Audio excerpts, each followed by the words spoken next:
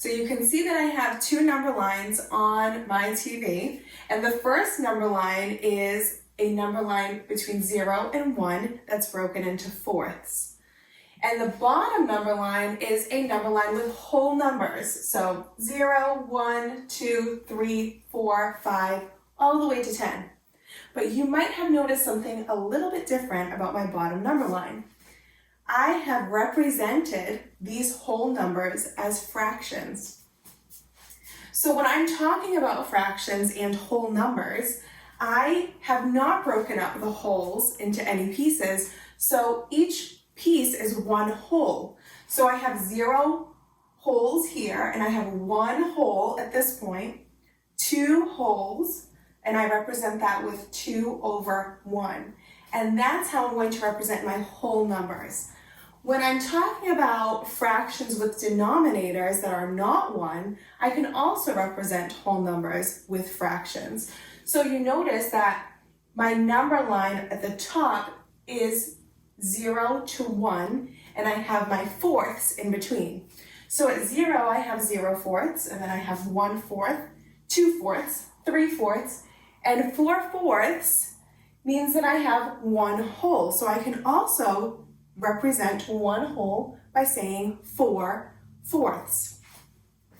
That's what it would look like on a number line. The next thing that we're going to do is take out our fraction strips and explore whole numbers as fractions. So that's this page in your packet, and I hope that you cut it out super neatly. And if you'd like to, I would love it if you would do this along with me. So pull out your fraction strips. If you don't have them, you can pause the video and press play when you have them and you're ready to do this along with me.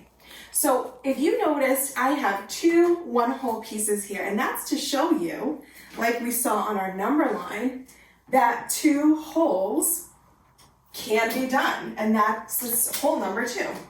So here's 1 whole and here's another whole. I'm going to put those like this. And if you notice on your 1 whole pieces, it's written as 1 over 1. And I know that the denominator tells me how many pieces I have, or how many pieces it's broken into, and I didn't break this up, so it's 1 piece.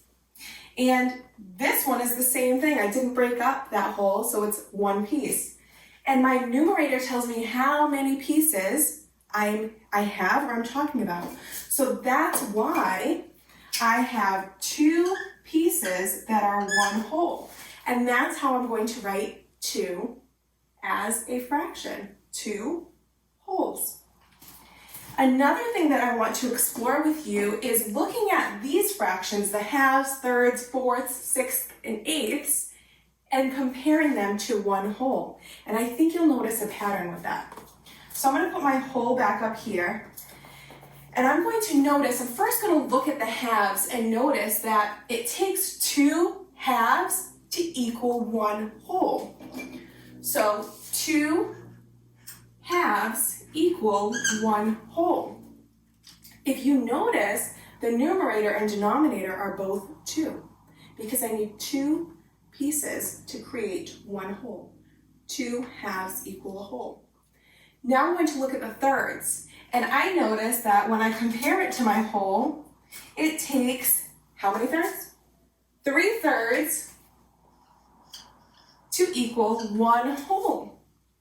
And I'm going to keep going and keep looking for that pattern, and when I look at the fourths, I notice it takes me 4 fourths, or 4 pieces of those fourths, 1, 2, 3, 4, to equal a whole. So 4 fourths equals 1 whole.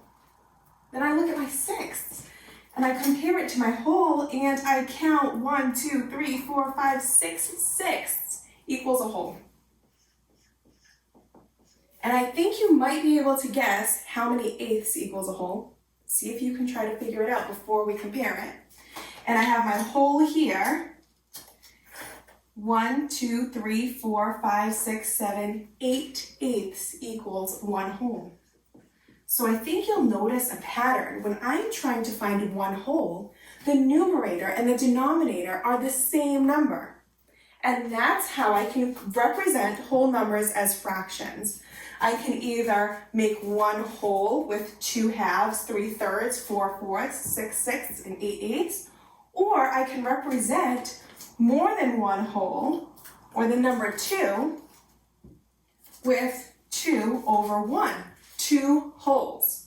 And it goes the same thing for the rest of those numbers. 1 whole, 2 wholes, 3 wholes, and so on. I hope that this was helpful. Good luck.